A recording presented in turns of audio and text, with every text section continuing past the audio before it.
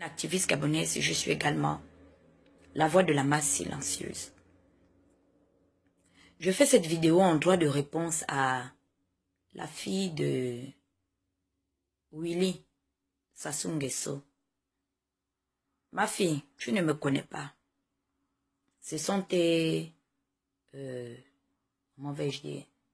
Ce sont tes cousines, Yemana, Yacine, Omar Dini qui me connaissent.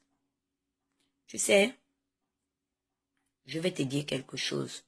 Vous les Sassou Nguesso, vous n'êtes pas plus dictateur que les Charles Taylor. Vous les Sassou Nguesso, vous n'êtes pas plus dictateur que les Jonas Savimbi, les Saddam Hussein. Vous n'êtes pas plus dictateur que les Ben Ali. La vie que tu vois là, ma petite, tu ne connais pas de quoi il fait le lendemain. Moi, je connais les enfants, les petits-fils.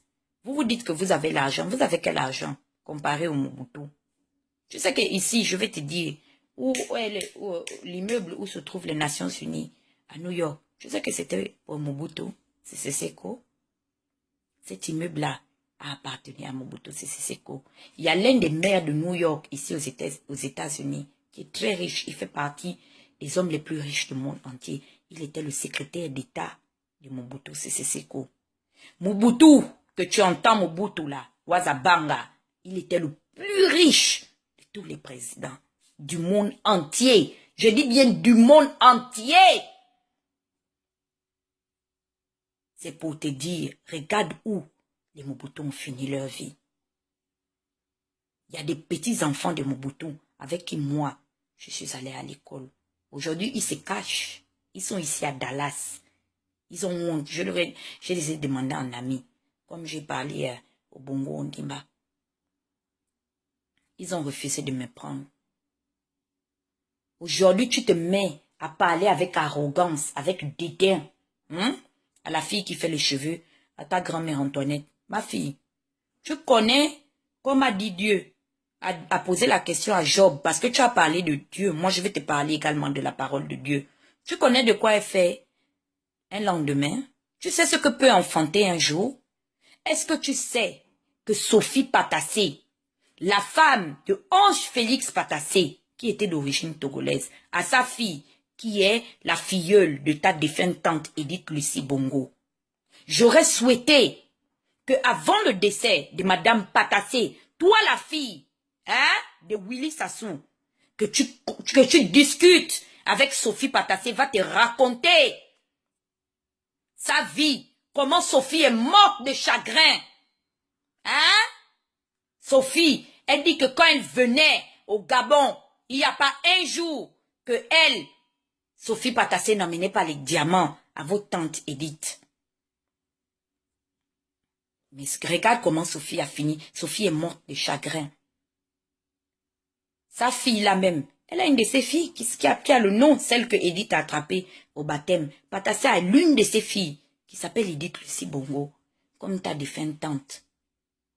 Quand tu dis que nous les Sassou Nguesso au Congo, ma fille, quand ta tante est morte là-bas au Maroc, pourquoi votre argent, vous les Sassou Nguesso, votre argent n'a pas ressuscité, acheté la santé d'Edith? J'ai vu ta grand-mère Antoinette pleurer. Poulolo! L'argent était où? Pour aller ouvrir la route, dire à la mort que non, faut pas emmener Edith. Vanité de vanité, j'ai vu le pagne de 1 an de l'anniversaire d'Edith Lucie Bongo. Les enfants de Bongo sont venus avec. C'était écrit, maman Edith, ta vie est une leçon pour nous. Vous êtes plus président que qui? Moi, je vais te dire, le prénom que je porte, Leïsa, c'est le prénom de la fille d'un ministre qu'on appelait à l'époque chez nous, Mbouy Bouti.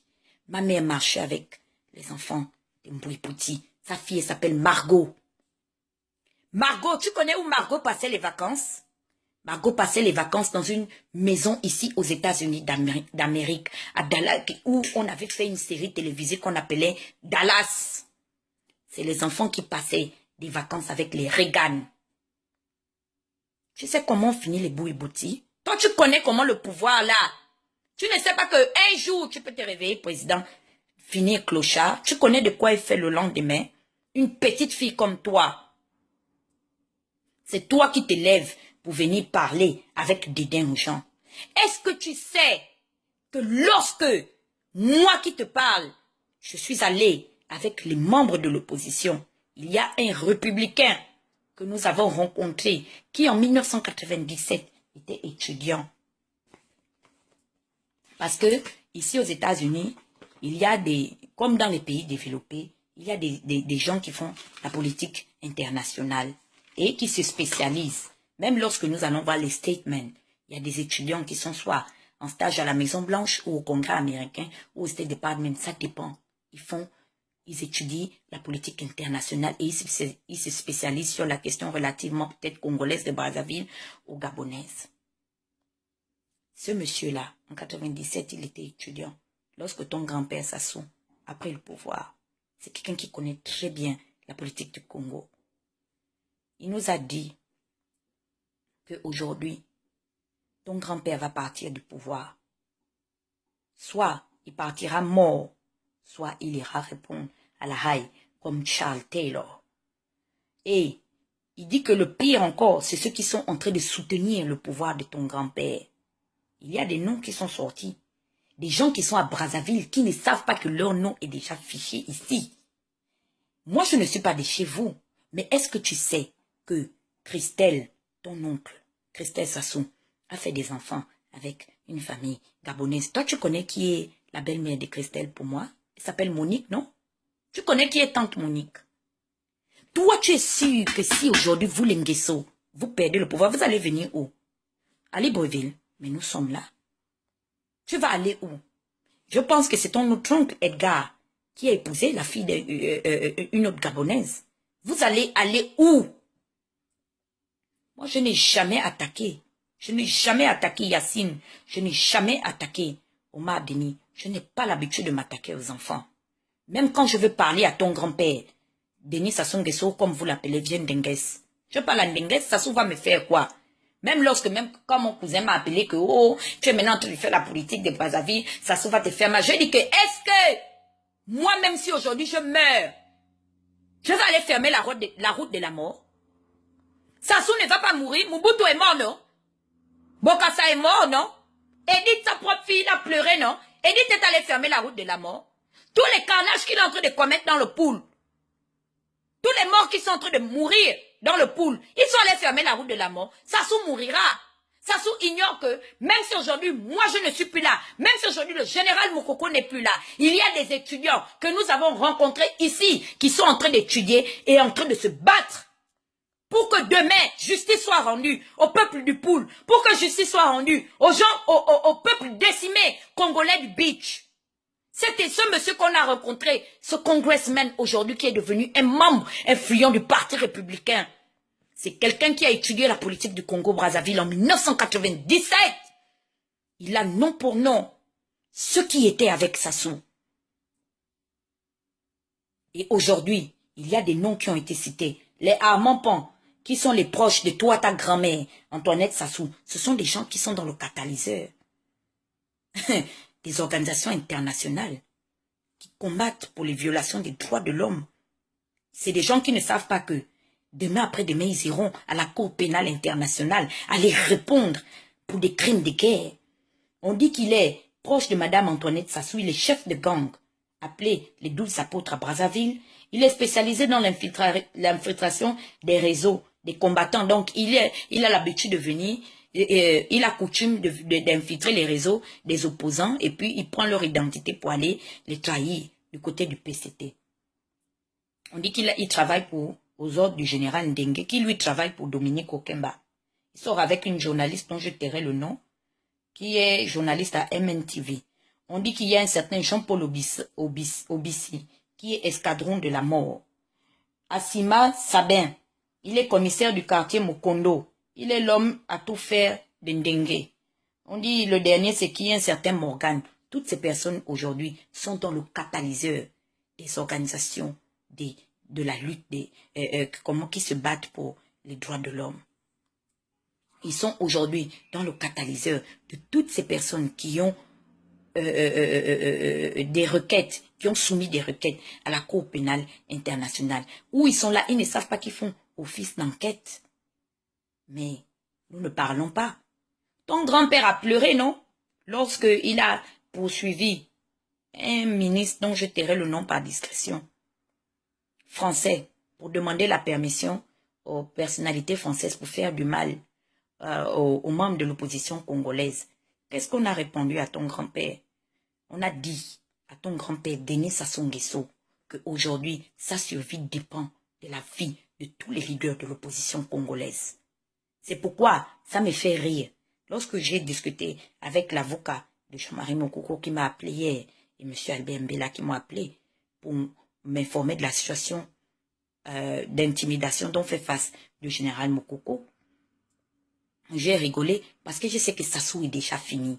Sassou ne peut plus toucher à la vie, que ce soit du général Mokoko, que ce soit de M. Charles Zakari Bouao, que ce soit la vie de Mme Mounari dont j'ai été la porte-parole, que ce soit la vie de M. Okombi Salissa. Sassou ne peut plus. Donc, au lieu de faire l'intéressante, hein, parce que tu ne connais pas demain après-demain, là où tu vas partir. Il y a des enfants. Ma mère s'est baladée avec les enfants d'Ingwabi. Ils ont fini comment? Quand ils venaient au palais, venaient suivre l'enfance des enfants de Bongo. Nous-mêmes, au Gabon, nous sommes en train de nous préparer à chasser les Bongos en Dimba. Vous allez faire comment? Une petite fille comme toi, tu as l'orgueil. Toi, tu connais comment tu vas finir ta vie? Hein? Il faut dire à ton grand-père, il a pleuré, non? Il a pleuré en disant qu'il a tapé les mains sur la table avec les yeux rouges en disant qu'il a pris le pouvoir à l'Issouba, hein, à Brazzaville, que nous aussi on doit aller prendre le pouvoir dans ses mains. Nous sommes en train de le prendre. Et la preuve en est, c'est que l'Union africaine a refusé, Madame Zuma, elle a refusé de valider l'élection de ton grand-père, le hold-up électoral de ton grand-père du 20 mars. Il ne sera pas reconnu à l'Union africaine. L'Union européenne a embatté le poids. Le pas. Washington également. Ton grand-père est persona non grata. La preuve en est, c'est qu'il a eu interdiction de séjour ici aux États-Unis. Pourtant, c'est lui qui a financé à 70% le COP 21. Vous ne connaissez pas de quoi il fait le lendemain. Une chose est sûre, c'est que si Sassou dit que c'est un mot bali, il n'avait qu'à tuer le général Mokoko. Je dis Ingeta, résistance. Tous les membres de l'opposition qui vont me regarder, résistance. Vous-même, vous savez que Sassou est déjà fini. C'était Tata Huguette, l'activiste gabonaise.